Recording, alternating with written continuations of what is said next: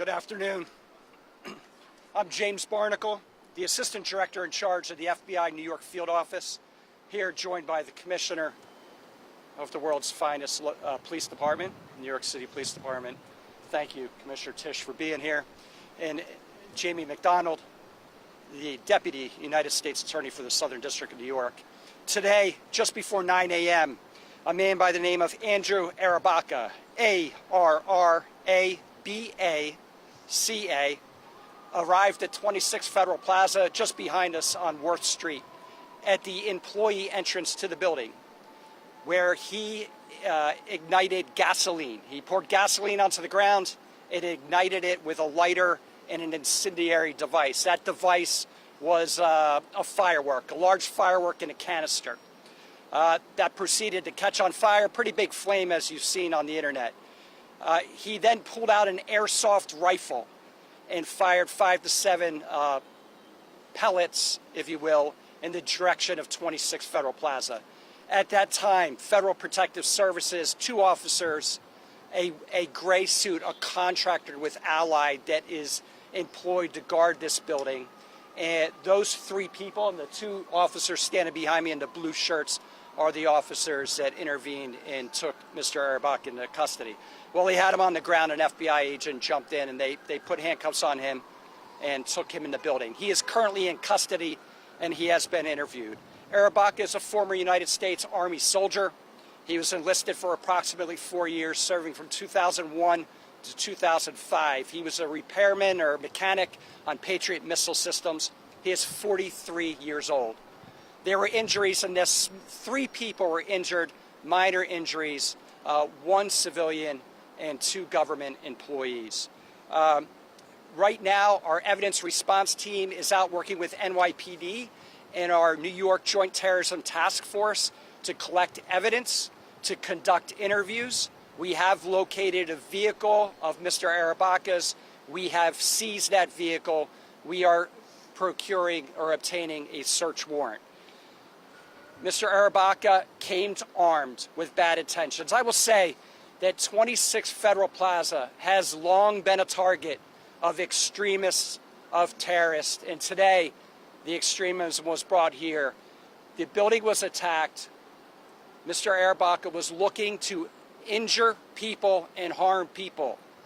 He had 2 axes, a hammer, a machete, and 3 knives, fixed blade knives.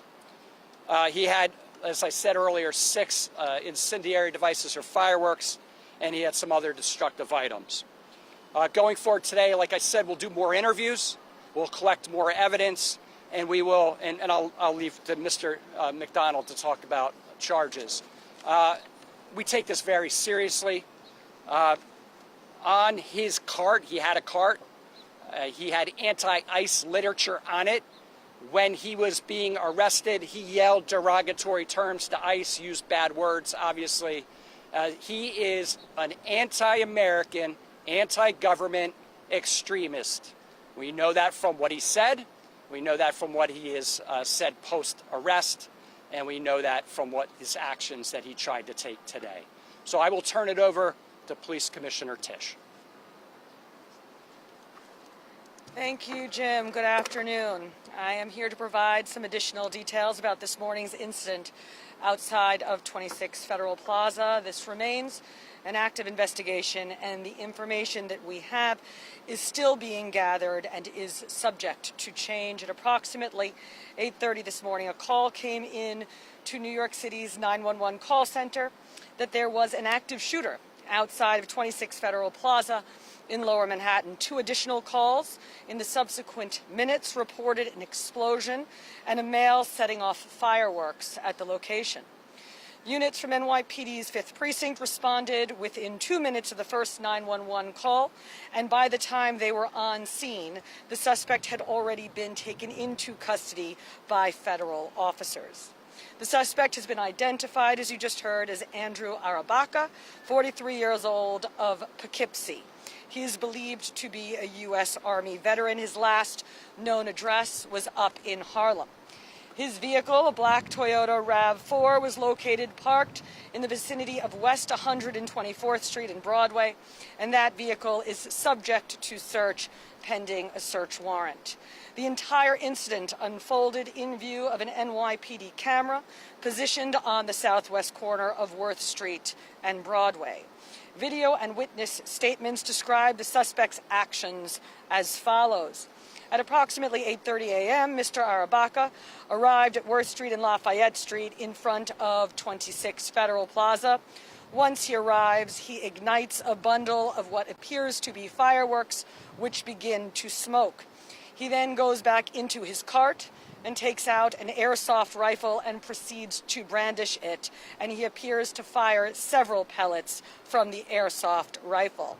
Next, he pulls out an orange bucket from his cart and runs towards the bushes along the building line. He dumps the contents of the bucket, an incendiary liquid, between two sets of bushes along the perimeter of this property and ignites a fire. Federal agents and officers then run up to the subject, subdue him, and take him into federal custody.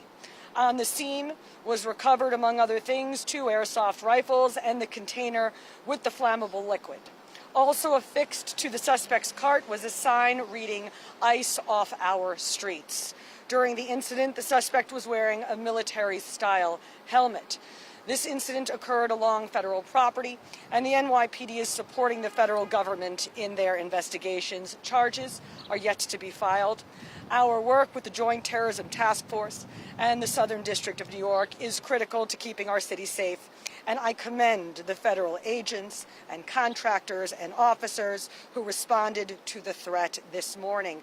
Now I'm going to turn it over to Deputy United States Attorney Jamie McDonald. Thank you. I'm Jamie McDonald, the Deputy United States Attorney for the Southern District of New York. As you can see, we're here in response to an incident this morning that took place just behind us here at the Jacob K. Javits Center, which houses dozens of federal agencies and thousands of federal employees. I want to thank the work of our law enforcement partners whose rapid response led to the neutralization of the threat and the immediate turn to evidence collection and investigation. Our office, the Southern District of New York, led by the National Security Unit and the General Crimes Units, are working closely with the FBI, the NYPD, FPS, and others to investigate this matter. As you've heard, one individual has been taken into custody. Our investigation is continuing, and we will keep the press and the public updated on charges. Thank you. Time for a few on-topic questions. Which speak hold on.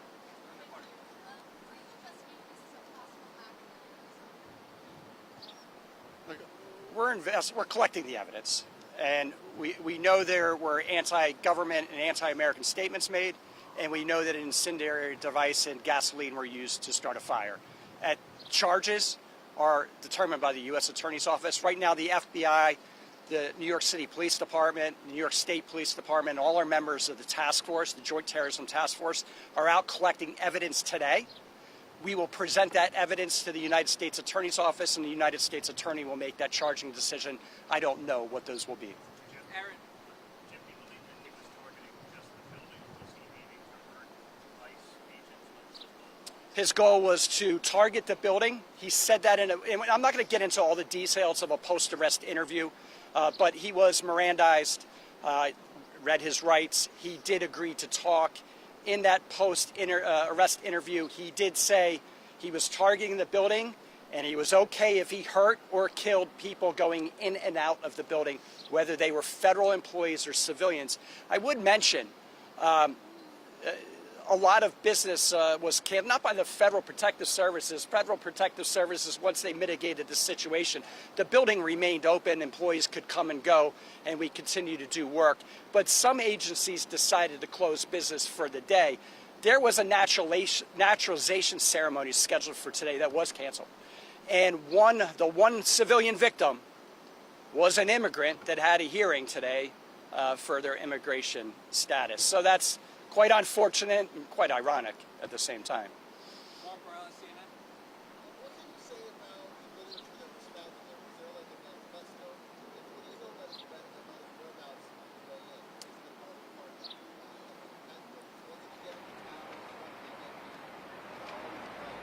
So he arrived in this area, well, I should say, yesterday he went from Harlem.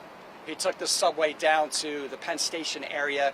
He walked down and stayed overnight in the vicinity of the Holland Tunnel on the street. Then he came down to this area around 5 a.m. He ventured over to our spot a little after 8 o'clock. That's the timeline for his movements. We're still collecting evidence. NYPD is out doing what the NYPD does great, and they're working with the JTTF on that. CBS? Was he on anyone's radar? Does he have a criminal